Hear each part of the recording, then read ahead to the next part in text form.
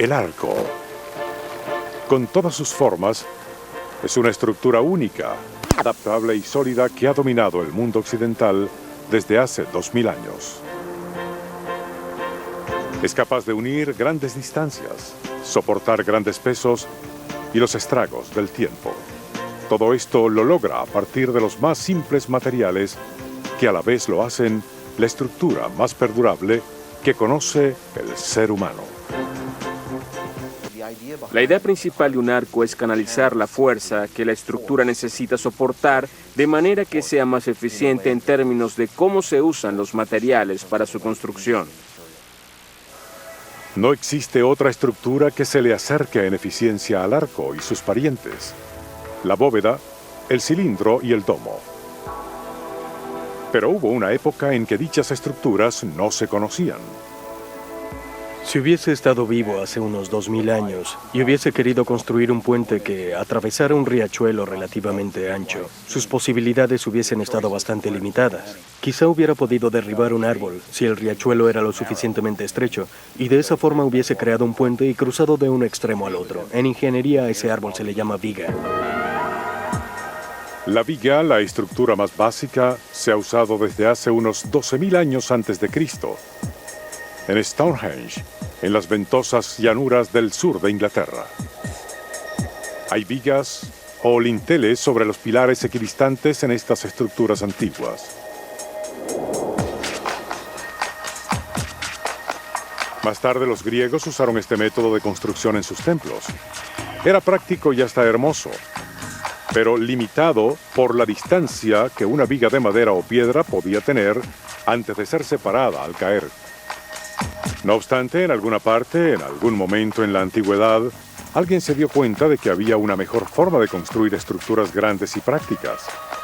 Desafortunadamente, los materiales de construcción en la antigüedad tenían limitaciones, lo que forzaba a los arquitectos de esa época a ser creativos.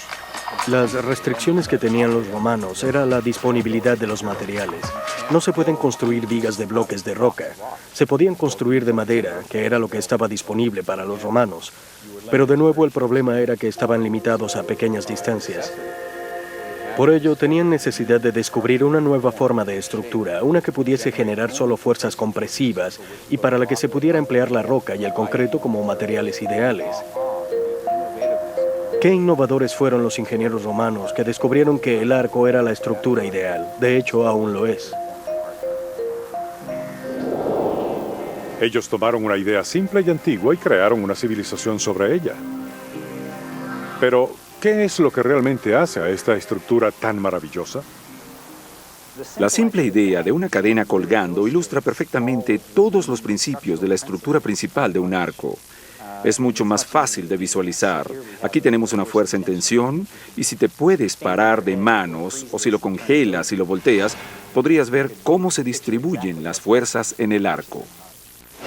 La clave es que esta cuerda nunca se equivoca.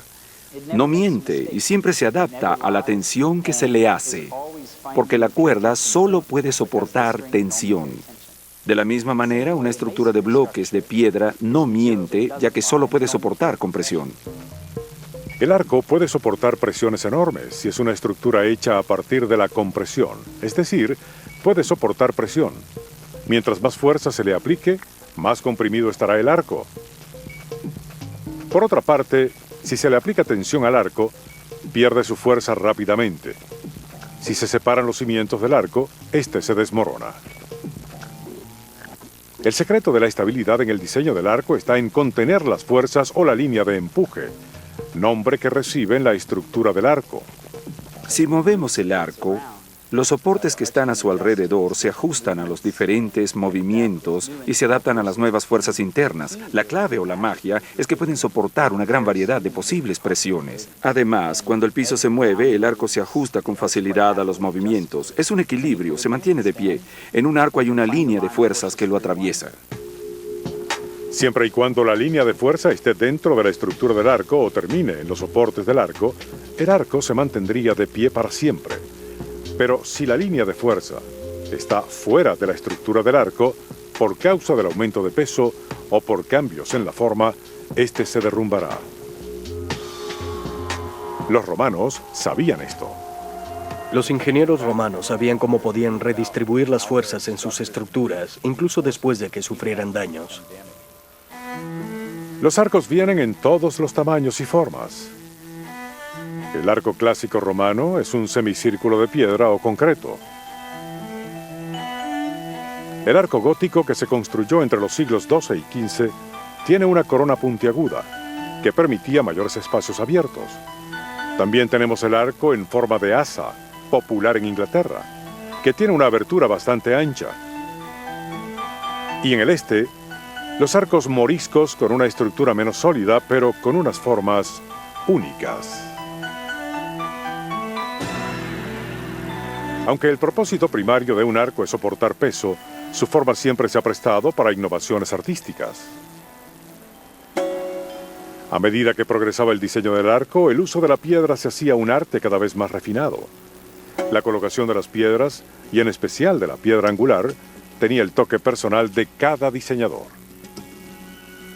La piedra angular es la piedra que se coloca de último en un arco tradicional. Es la que cierra el arco y permite que se comprima. Estas piedras tradicionalmente eran más grandes y vistosas que el resto de las piedras del arco. Sin embargo, era solo por vistosidad. Siempre se oye sobre la piedra angular. Se dice que es la piedra más importante en un arco. La piedra angular en realidad es la que recibe la menor cantidad de fuerza. El hecho de que reciba toda esta atención más bien es algo paradójico. Se cree que la mayor fuerza está en el medio, pero en el medio es donde hay menor fuerza. Por lo tanto, la piedra angular es la que recibe menor fuerza. Si se hace un arco con un número impar de bloques de piedra, en el medio se debe poner uno que sería la piedra angular. Pero si se construye un arco con un número par de bloques de piedra, entonces no habría una piedra angular. Pero por el hecho de ser la última piedra en el arco, dicha piedra tiene un propósito muy especial.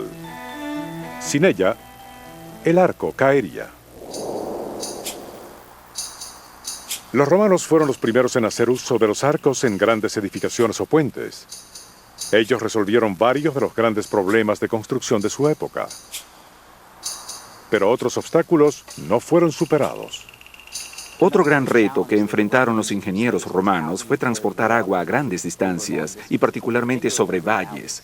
Existen estructuras enormes de varios niveles. En los acueductos, ellos comúnmente comenzaban con arcos con mayor separación en la parte de abajo, que se iban haciendo más y más pequeños a medida que iban subiendo para de esta forma reducir la cantidad de material en la parte superior de la estructura, y también porque un arco más pequeño es más estable que uno con mayor separación. Debido a que son muy estables, ellos hacen peso a los arcos más grandes que están cerca de la base del acueducto y les dan mayor estabilidad debido a que le suman peso a todos los arcos que están debajo.